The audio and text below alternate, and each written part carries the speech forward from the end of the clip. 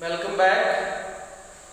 पिछले वीडियो में मैंने आपको यूज ऑफ टू बी का प्रयोग सिखाया था। जो बी वर्ब है इसका अर्थ है होना और इसके रूप तीनों टेंसेस में अलग अलग होते हैं।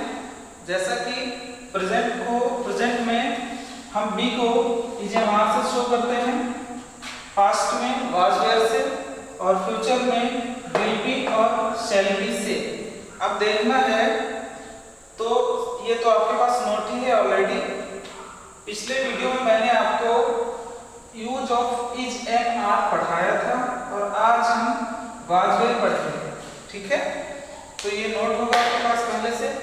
चलिए इसके आगे देखते हैं।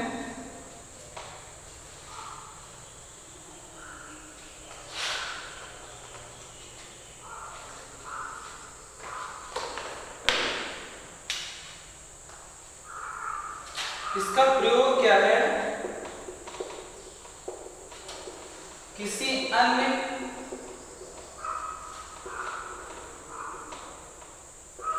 वर्ब के साथ, जब हम इनका प्रयोग किसी अन्य वर्ब के साथ करते हैं, किसी अन्य वर्ब के साथ प्रयोग होने पर इन्हें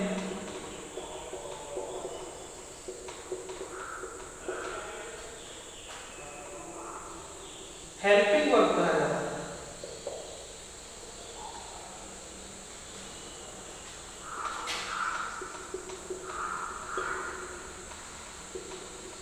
लेकिन यदि इनका प्रयोग स्वतंत्र रूप में करें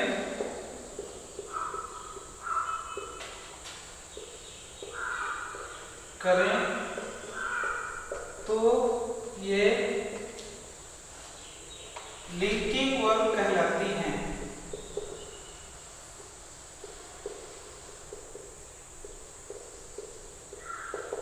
ठीक है, इतना समझ में आया कि जब हम जो टू बी के रूप हैं, प्रेजेंट में इजेमार, पास्ट में वाज वेयर और फ्यूचर में विल बी शैल बी, इसका प्रयोग क्या है कि जब हम इन्हीं वर्ब का जब इनका हम प्रयोग किसी अन्य वर्ब के साथ करते हैं तो इन्हें हेल्पिंग वर्ब कहा जाता है।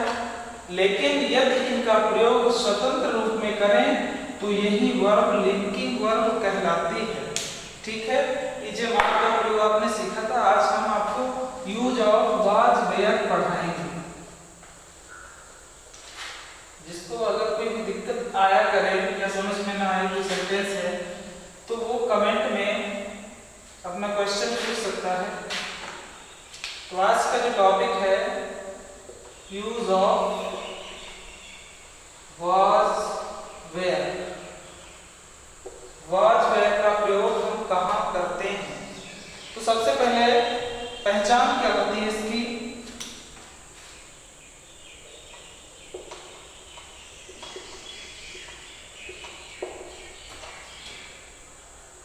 किसी भी वाक्य के अंत में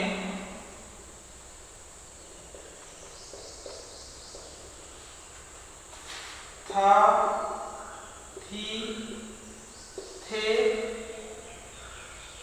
आदि का होना। इसकी पहचान ये हो गई कि अगर किसी वाक्य को हम ट्रांसलेट करते हैं और वो वाज वेयर के अंतर्गत कब आएगा? जब उस वाक्य के अंत में था, थी, थे होगा, होना। तथा इससे पहले क्या होगा? तथा इससे पहले, अब इससे पहले कोई नाउन या एडजेक्टिव हो सकता है।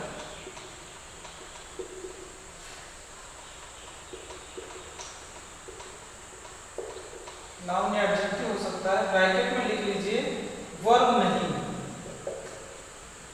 तो क्लियर हो गया आपका कि पहचान क्या है कि कोई वाक्य जिसको हम वाज वेयर के थ्रू कब बनाएंगे, जब उस वाक्य के अंत में था थी थे होगा और इस था थी थे से पहले वर्ब नहीं होनी चाहिए। इट मींस कि कोई नाउन हो या तो एडजेक्टिव हो। ठीक है, ये तो होगी इसकी पहचान। चलिए इसके स्ट्रक्चर देखते हैं। स्ट्रक्चर्स क्या हैं?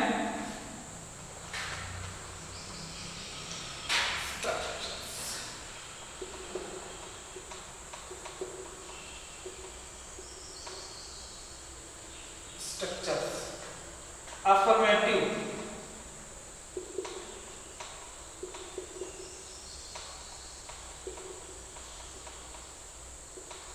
अफर्मेटिव सेंटेंसेस को हम सबसे पहले बनाएंगे तो लिखेंगे सब्जेक्ट की अंग्रेजी, उसके बाद वाज या वेयर में से कोई एक,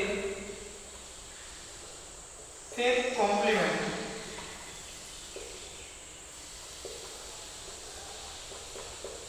बस।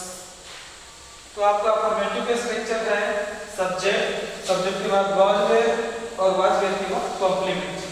ठीक है, नेगेटिव देखें।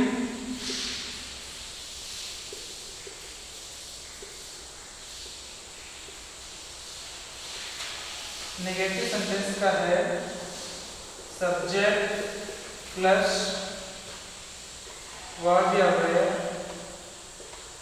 Plus not plus complement. Okay, अब देखिए interrogative first type. Interrogative first type का स्ट्रक्चर होगा वाज या were plus subject, was were के बाद में होगा सब्जेक्ट फिर कॉम्प्लीमेंट।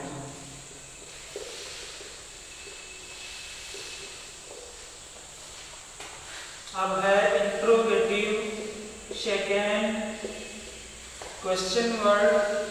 क्वेश्चन वर्ड का मतलब है क्वेश्चन वर्ड यानी कि प्रश्नवाचक शब्द। ठीक है, क्वेश्चन वर्ड के बाद पूरा यही स्ट्रक्चर उतार देंगे, वाज या वेयर फिर सब्जेक्ट फिर कॉम्प्लीमेंट।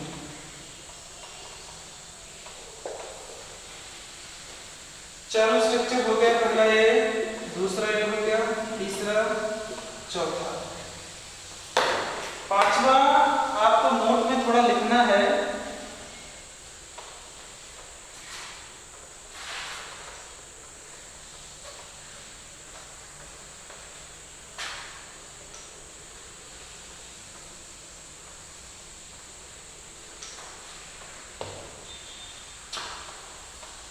पांचवा स्ट्रक्चर ना लिख के नोट में लिख लीजिए कि यदि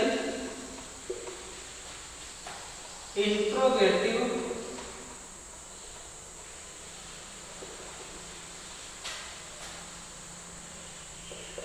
सेंटेंस में नहीं शब्द आए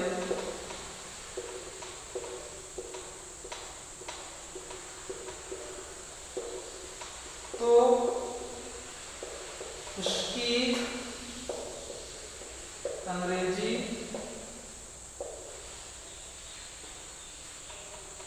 सब्जेक्ट के ठीक बाद लिख देते हैं।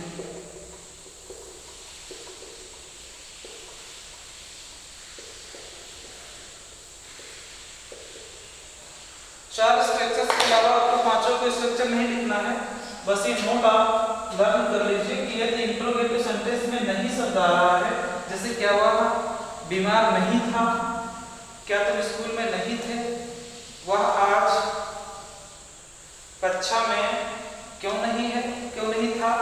तो जो नहीं शब्द आए किसी इंट्रोगेटिव सेंटेंस में, तो जब हम उसको ट्रांसलेट करेंगे इंग्लिश में तो नहीं जो शब्द होगा उसकी अंग्रेजी केवल हम सब्जेक्ट के बाद लिख देंगे, बाकी आपको पहले की तरह ही इंट्रोगेटिव के रूल से बना देना, स्ट्रक्चर से बना देना। ठीक है, नोट हो गया। नोट के बाद अनुवाद के नियम लिखिए।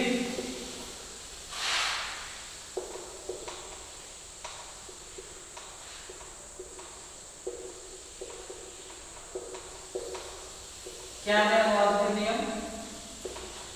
पहला है आई तथा एक वचन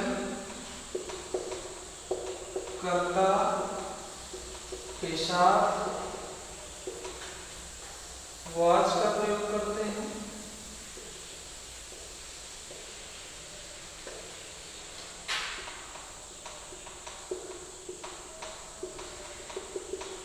दूसरा है केवल आई को छोड़कर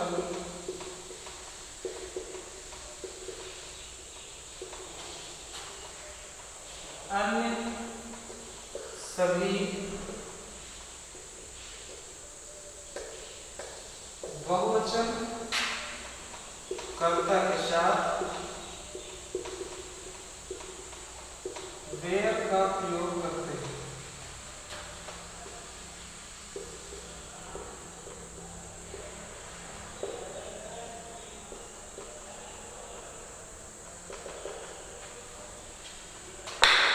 ध्यान से देखें, अनुवाद के नियम पहला है कि आई तथा एक वचन कर्ता के साथ हम किसका प्रयोग करेंगे?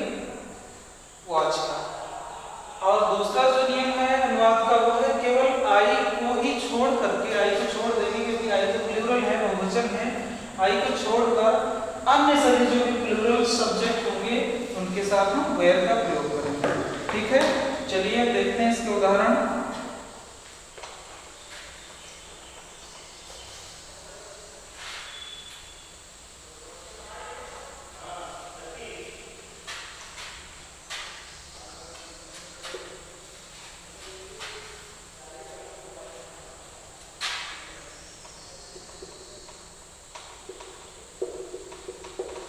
एग्जाम्पल क्या है?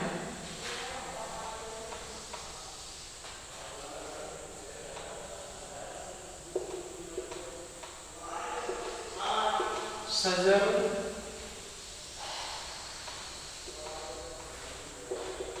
कक्षा में था।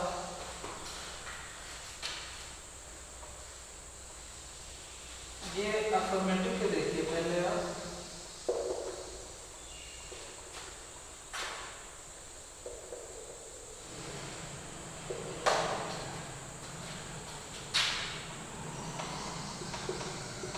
तुम बीमार थे, मैं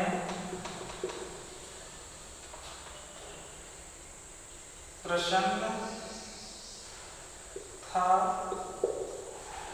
तीन यहाँ पे हमने अफर्मेटिव सेंटेंस लिखे हैं, अफर्मेटिव सेंटेंसेस लिखे हैं। इनको अफर्मेटिव के स्ट्रक्चर से बनाएंगे। अफर्मेटिव का स्ट्रक्चर क्या था इधर बताएं। सबसे पहले लिखना है सब्जेक्ट की अंग्रेजी, फिर वाज में से कोई एक लगाना है, उसके बाद जो बचेगा कॉम्प्लीमेंट। कॉम्प्लीमेंट क्या होता है ये बता चुके हैं आपको, उसके अंग्रेजी लिख देना है, बस बोलना है। सबसे पहले सब्जेक्ट क्या है? सजल। फिर वाज में से क्या लगाएंगे? ये है एक वचन सब्जेक्ट, तो यहाँ पे लगेगा वाज। फिर क्या बचा? कॉम्प्लीमेंट, कक्षा में, इन द क्लास, बन गया। दूसरा है तुम बीमार थे, सब्जेक्ट तुम, यू, प्लूरल है तो वेयर लगेगा। बीमार कॉम्प्लीमेंट इन, बस। मैं प्रसन्न था, मैं की अंग्रेजी आई के साथ किसका प्रयोग करेंगे? अनुवाद के नियम में पहला था आई तथा एक वचन के साथ हम लगाएंगे वाज, तो वाज हो जाएगा। फिर क्या बचा? कॉम्प्लीमेंट, प्रसन्न, हैप्पी। इसी प्रकार से आप अफर्मेटिव सेंटेंस को ट्रांसलेट करेंगे। ठीक है, अब देखें नेगेटिव सेंटेंस।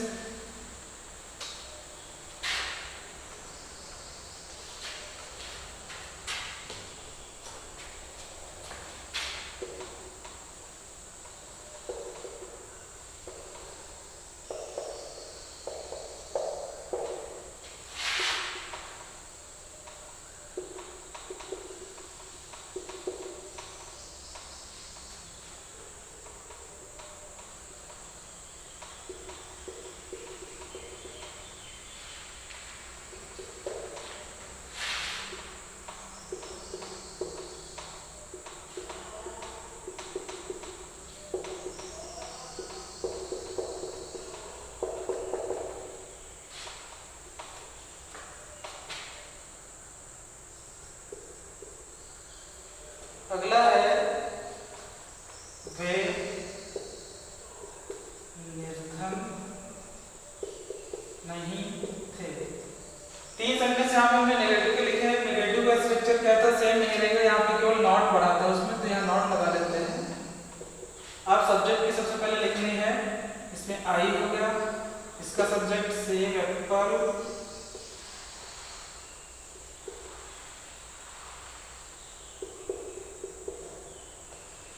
इसका सब्जेक्ट है यहाँ पे दे मींस वे। अब सब्जेक्ट तीनों में सब्जेक्ट को लिख लेंगे कि ये इंट्रोगेटिव नेगेटिव सेंटेंस है, और नेगेटिव सेंटेंस में सबसे पहले आपको लिखना होता है सब्जेक्ट की अंग्रेजी, तो हमने लिख दी है। अब उसके बाद वाज वेयर आई के अकॉर्डिंग लगेगा यहाँ पे वाज, द एप्पल एक वचन है, यहाँ पर लगेगा वाज, दे प्लूरल वेयर। बस तीनों के कॉम्प्लीमेंट लिख दीजिए। नहीं नेगेटिव है तो इस वाज वेयर के बाद नॉट तीनों में ही लगना है, ठीक। कॉम्प्लीमेंट बचे केवल क्या नहीं था आज प्रसन्न, तो हो जाएगा हैप्पी, कुछ बचा टुडे, बस। सेब मीठा नहीं था, the apple was not, complement क्या बचा मीठा sweet, they were not, complement poor, ठीक। तो दिक्कत आप देखें इंट्रोगेटिव सेंटेंस, इसी के अकॉर्डिंग आप अपने बुक में जो एक्सरसाइज दी गई है आपकी बुक में वो सॉल्व करें, जो समझ में ना आए वो पूछें।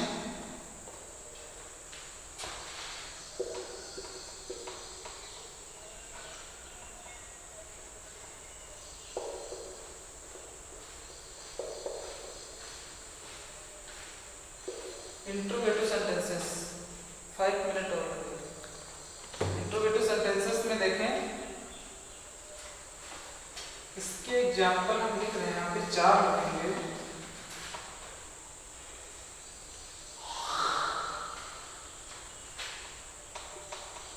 क्या हम स्कूल में थे?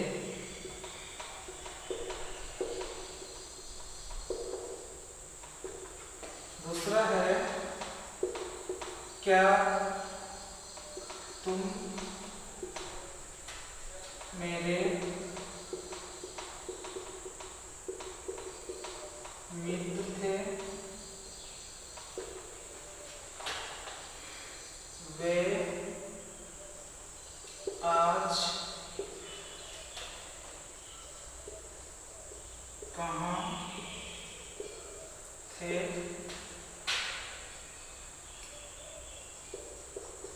सीमा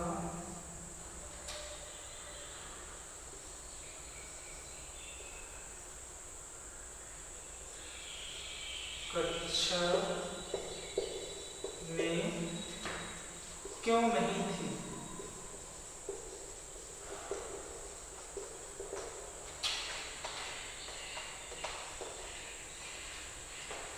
फोर सेंटेंसेस यहाँ पे लिखे हुए हैं, और चूंकि इंट्रोगेटिव सेंटेंस जो है 2 टाइप्स का होता है, तो देखें ये 2 वाक्य क्या से प्रारंभ है, इसलिए फर्स्ट टाइप है, और इसमें क्वेश्चन वर्ड बीच में, इसलिए ये सेकंड है।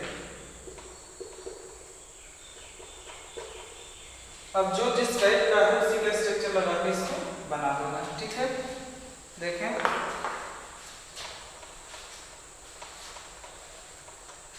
यहाँ पे हमने इंट्रोगेटिव फर्स्ट टाइप का स्ट्रक्चर लिखा है। सबसे पहले वाज वेयर, फिर सब्जेक्ट, फिर कॉम्प्लीमेंट।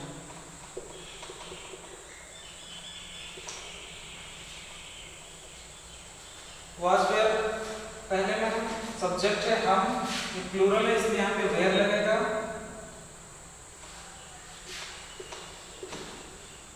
इसके बाद सब्जेक्ट,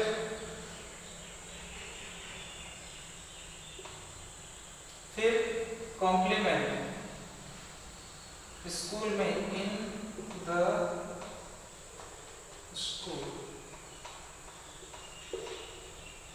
क्वेश्चन मार्क। दूसरे में देखें वॉच वेयर में से क्या लगाएं, क्योंकि इसका सब्जेक्ट है तुम यू, जो प्लूरल है इसके अकॉर्डिंग वेयर लगेगा, फिर subject you, complement my friend. अब ये जो नीचे के दो सेंटेंस हैं ये है सेकंड टाइप, इसलिए इसमें क्वेश्चन वर्ड की इंग्लिश पहले लिखना होगा। तो इसका क्वेश्चन वर्ड कहाँ, वेयर, और नीचे वाले का क्यों, व्हाई। फिर बाकी यही स्ट्रक्चर रहेगा। वॉच वेयर में से क्या लगाया इसमें, दे के अकॉर्डिंग लगेगा वेयर, फिर सब्जेक्ट दे, कॉम्प्लीमेंट टुडे। अब चूंकि वाक्य तो जो नीचे में लिखा है ये इंट्रोगेटिव सेकंड टाइप है, लेकिन इसमें नहीं शब्द भी आया है, तो इसके लिए हमने आपको ऊपर नोट लिखवाया था कि अगर इंट्रोगेटिव सेंटेंस में नहीं शब्द आए तो उसकी अंग्रेजी सब्जेक्ट के ठीक बाद लिख देते हैं, बाकी जो करते हैं बना देते हैं।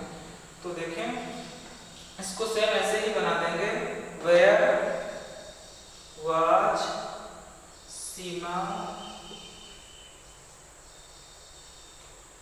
व्हाई वाज सीमा, फिर आप सब्जेक्ट है इसके बाद नॉट लगा देंगे, फिर कॉम्प्लीमेंट इन द क्लास, बस। सॉरी यहाँ पे लगेगा क्वेश्चन मार्क। अब चारों हमने बता दिए आपको, अफर्मेटिव सेंटेंस कैसे बनेगा, नेगेटिव कैसे बनेगा, इंट्रोगेटिव कैसे बनेगा। आप अपने बुक में जो एक्सरसाइज है इसको सॉल्व करें, ग्रुप के माध्यम से पूछ भी सकते हैं। बाकी आपको जो समझ में ना आए इस वीडियो के कमेंट में पूछें, ठीक है। तब तक के लिए, और पहला एग्जाम हो चुका है, वाज वेयर हो गया आपका। नेक्स्ट वीडियो में आपको हम इसका जो फ्यूचर का रूप होगा, फ्यूचर में विल बी, शैल बी, वो बताएंगे, ठीक है। तब तक के लिए गुड बाय।